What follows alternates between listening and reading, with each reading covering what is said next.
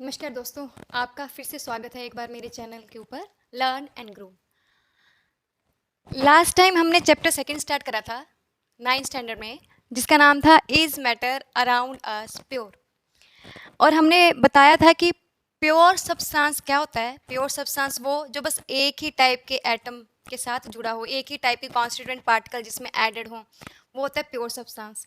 उसके बाद हमने थोड़ा मिक्सचर के बारे में पढ़ा था, टाइप ऑफ मिक्सचर के बारे में पढ़ा था, जिसमें हमने होमोजीनियस और हेट्रोजीनियस के बारे में पढ़ा था।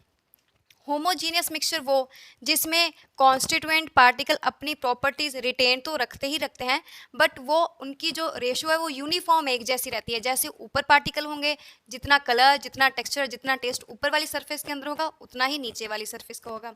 बट हेट्रोजीनियस में पार्टिकल्स जो हैं वो आराम से क्या हो जाते हैं, सेटल डाउन हो जाते हैं या सरफेस के ऊपर घूमते हैं। वो नेक्ड आइज के थ्रू भी दिखते हैं और वो फिल्टर के थ्रू या किसी फिजिकल प्रोसेस के थ्रू हम क्या कर सकते हैं, सेपरेट आउट भी उनको कर सकते हैं।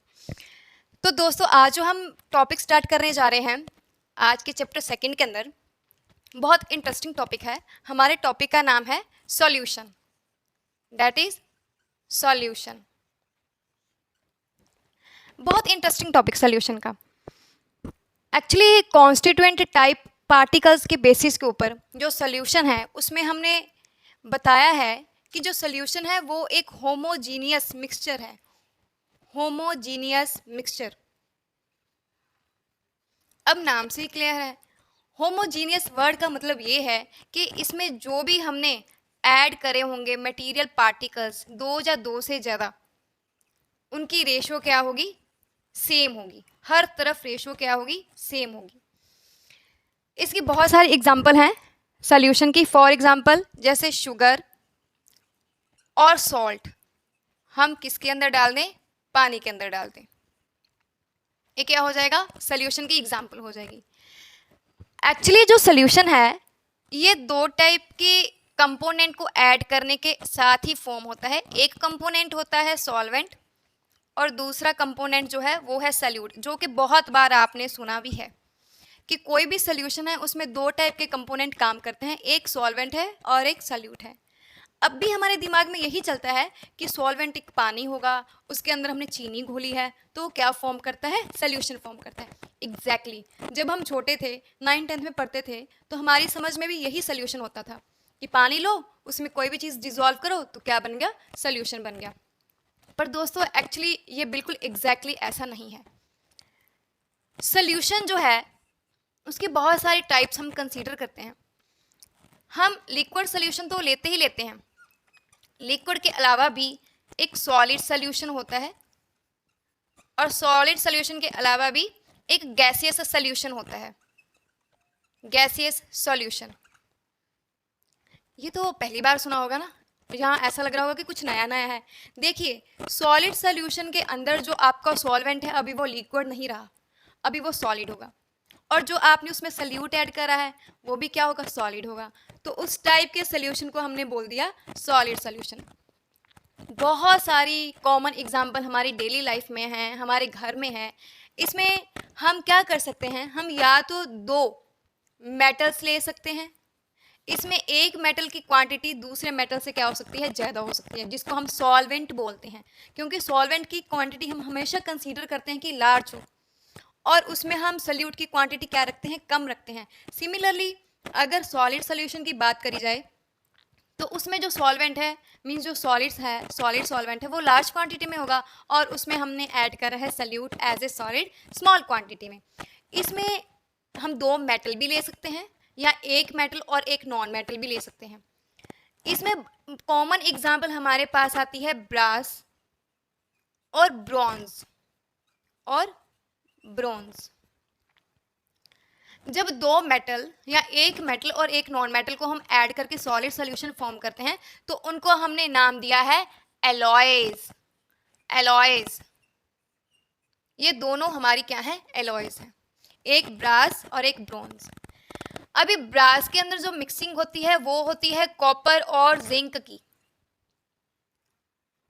और ब्रॉन्ज के अंदर मिक्सिंग होती है कॉपर और टिन की।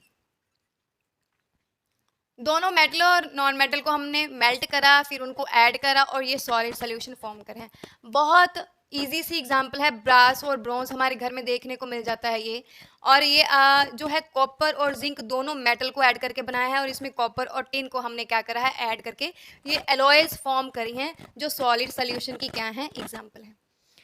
गैसियस सोल्यूशन की जो एग्जाम्पल हैं उसमें हम मोस्टली एयर कंसीडर करते हैं, क्योंकि एयर बहुत सारी गैसेस का मिक्सचर है। उसमें भी मेजर जो हमारा कॉन्स्टिट्यूएंट है 78% अप्रोक्सीमेट वो हमारी नाइट्रोजन है, और 21 के अप्रोक्सीमेट जो है वो हमारी क्या है, ऑक्सीजन है। तो गैसियस सोल्यूशन भी एग्जिस्ट करता है, मिक्सचर ऑफ गैसेस जिनमें एक मेजर कॉन्स्टिट्यूएंट में है जिनको हम सॉल्वेंट बोलते हैं, और एक कम क्वांटिटी में है जिनको हम क्या बोलते हैं, सोल्यूट बोलते हैं। तो दोस्तों ये था सोल्यूशन की कैटेगरी जो आपके एनसीईआरटी के सिलेबस के अकॉर्डिंग दे रखी है, जिसमें हमने पढ़ा है कि सॉल्वेंट और सोल्यूट दो मेन कंपोनेंट हैं हमारे सोल्यूशन के, और उसके बाद जो है जो सोल्यूट है वो कम क्वांटिटी में होगा और जो सॉल्वेंट है वो लार्ज क्वांटिटी में होगा। बट जो सोल्यूशन है वो सिर्फ लिक्विड फॉर्म में एग्जिस्ट ही नहीं करते हैं, वो सॉलिड फॉर्म में भी होंगे और गैसियस फॉर्म में भी होंगे। सॉलिड फॉर्म में जो हमारा सॉल्वेंट और सोल्यूट होगा वो दोनों सॉलिड होगा, और गैसियस फॉर्म के अंदर भी जो सॉल्वेंट और सोल्यूट होगा वो भी क्या होगा, दोनों गैसियस फॉर्म में होगा। एक और बहुत इंटरेस्टिंग सी क्लासिफिकेशन दी है सोल्यूशन की, तो दोस्तों वो देखते हैं उसमें क्या दिया गया है। उसमें भी सोल्यूशन की डिफरेंट कैटेगरीज दी गई हैं, जो आपने आपके दिमाग में कहीं ना कहीं तो स्ट्राइक करती होंगी कि ये आपने कहीं ना कहीं वर्ड रीड करे ही है। अब वो कौन से टाइप की क्लासिफिकेशन है सोल्यूशन की, उसमें बताया गया है कि सोल्यूशन को हमने एक्वस सोल्यूशन में डिवाइड करा है। एक एक्वस सोल्यूशन होते हैं, एक होते हैं नॉन एक्वस, अभी इनके नाम से ही क्लियर है, नॉन एक्वस। एक होते हैं ट्रू सोल्यूशन, एक होते हैं ट्रू सोल्यूशन। इसके अलावा एक होता है सैचुरेटेड, और एक और बहुत सी इंटरेस्टिंग टाइप है वो है अनसैचुरेटेड। देखिए एक क्लासिफिकेशन हमने वो पढ़ी, liquid solution, solid solution, gaseous solution. एक और ये नई टाइप की क्लासिफिकेशन है हमारे पास, aqueous solution, non aqueous solution, true solution, saturated solution, unsaturated solution. अभी थोड़ी सी ब्रीफिंग इसके बारे में दे देते हैं। देखिए एक्वस सोल्यूशन के नाम से ही क्लियर है, अगर आपका सॉल्वेंट है जो वो लिक्विड हो और उसमें आपने क्या डाला है, सॉलिड सोल्यूट डाला है, तो आपका सोल्यूशन हो गया एक्वस। मींस लार्ज क्वांटिटी में जो हम सॉल्वेंट यूज करते हैं अगर वो पानी हुआ तो वो कौन सा सोल्यूशन हो जाएगा, aqueous. Aqueous mean water. Non aqueous mean जिसमें सॉल्वेंट जो है वो पानी नहीं है। ये हम एग्जाम्पल के थ्रू क्लियर कर सकते हैं कि सल्फर को हमने कार्बन डाइसल्फाइड के अंदर डिसॉल्व करा है, इसमें हमने कहीं भी पानी यूज नहीं करा। आपको पता है सल्फर एसिड की फॉर्म में एग्जिस्ट करता है, तो ये जो सल्फर है जब इसको कार्बन डाइसल्फाइड के अंदर डिसॉल्व करा जाता है विदाउट यूजिंग वाटर, तो उसको हम बोलते हैं non aqueous solution. True solution is very simple solution जिसमें हमारे जो सोल्यूट हैं वो डिसॉल्व हो जाता है, डिसॉल्व हो जाएगा हमारे सोलवेंट के अंदर। मोस्ट कॉमन एग्जाम्पल है शुगर इन वाटर, जो हमारे किसको सिग्निफाई करता है, ट्रू सोल्यूशन को सिग्निफाई करता है। अब आ जाए सैचुरेटेड सोल्यूशन में। सैचुरेटेड सोल्यूशन का मतलब ये है कि एक पर्टिकुलर हमारे पास टेम्परेचर है, पर्टिकुलर टेम्परेचर, उसमें हम जो सोल्यूट हैं उसकी एक स्पेसिफिक अमाउंट जो है वो ऐड कर पाएंगे सॉल्वेंट के अंदर, और उस टेम्परेचर के आगे हम और सोल्यूट डिसॉल्व करने के काबिल नहीं हैं। एक पॉइंट ऐसा आ गया जिसमें हम सोल्यूट जो हैं वो सॉल्वेंट के अंदर डिसॉल्व नहीं कर सकते हैं एक पर्टिकुलर टेम्परेचर के ऊपर। मान लो सपोज कि एक पर्टिकुलर टेम्परेचर है हमारे पास 15 डिग्री सेंटीग्रेड, और उसमें हम वाटर के अंदर जो है वो सिर्फ 2 स्पून ही शुगर के डिसॉल्व कर सकते हैं। अगर थर्ड स्पून डाला तो वो डिसॉल्व नहीं होगा। मींस इस पर्टिकुलर टेम्परेचर के ऊपर जो थर्ड स्पून है वो मैं ऐड नहीं कर सकती हूँ, ना ही वो घुल रहा है ना ही वो डिसॉल्व हो रहा है, तो उस सोल्यूशन को बोलते हैं सैचुरेटेड सोल्यूशन। और अनसैचुरेटेड इससे उल्टा है, एक पर्टिकुलर टेम्परेचर के ऊपर हम सोल्यूट जो हैं वो डिसॉल्व रेगुलरली बेसिस के ऊपर कर रहे हैं एक सॉल्वेंट के अंदर, और इसमें सैचुरेशन कहीं भी प्रेजेंट नहीं है। पर्टिकुलर टेम्परेचर के ऊपर जितना सोल्यूट हम डिसॉल्व कर सकते हैं एक पर्टिकुलर सॉल्वेंट के अंदर उसको अनसैचुरेटेड क्या बोलते हैं, सोल्यूशन बोलते हैं। ये एक और क्लासिफिकेशन है हमारे सोल्यूशंस की। Aqueous, non aqueous, true, saturated और अनसैचुरेटेड। देख लीजिए। इसके बाद हम चलते हैं नेक्स्ट टॉपिक की तरफ, जो सोल्यूशन का ही है। उसमें हमने ये बताना है कि सोल्यूशन की कौन कौन सी एग्जांपल हम बहुत सारे डेली लाइफ के अंदर यूज़ करते हैं, कौन कौन सी एग्जांपल हम इसमें कंसीडर कर सकते हैं।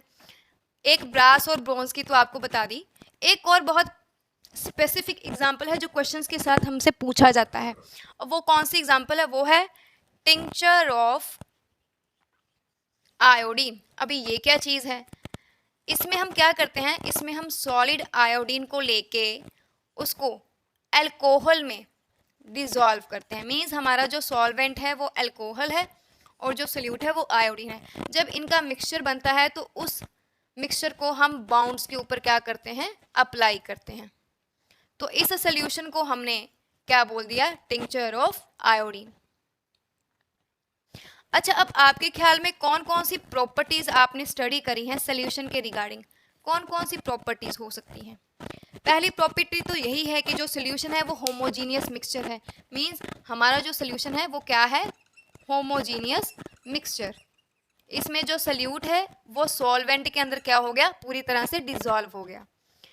दूसरी खासियत ये है कि सोल्यूशन के पार्टिकल का जो साइज है वो लेस देन 1 नैनोमीटर है, लेस देन 1 नैनोमीटर। 1 नैनोमीटर का मतलब 10⁻⁻⁹ मीटर। तीसरी प्रॉपर्टी ये है कि ये लाइट को स्कैटर्ड नहीं करता है, लाइट को स्कैटर्ड नहीं करता है। मींस इस सोल्यूशन में से हम अगर लाइट पास करें तो लाइट डिवाइड नहीं होगी। मींस ये सोल्यूशन हमें नहीं बताएगा कि लाइट का पाथ कौन सा होगा। ये सबसे स्टेबल सोल्यूशन है, इसको हम कभी भी फिल्ट्रेशन के थ्रू सेपरेट नहीं कर सकते हैं, ना ही सोल्यूट को ना ही सॉल्वेंट को। ये इसकी 4 खासियत हैं, 4 मेन प्रॉपर्टीज हैं। एक तो उसका साइज, एक ये कि वो होमोजीनियस है, होमोजीनियस है तो ऑब्वियसली वो स्टेबल है, और उसके पार्टिकल्स जो हैं वो लाइट ऑफ बीम को कभी स्कैटर नहीं करेंगे। अगर स्कैटर नहीं करेंगे तो लाइट उस सोल्यूशन में से अपना पाथ नहीं दिखा पाएगी। ये है हमारे सोल्यूशन की properties. I hope you like this video. See you in the next video. Thank you.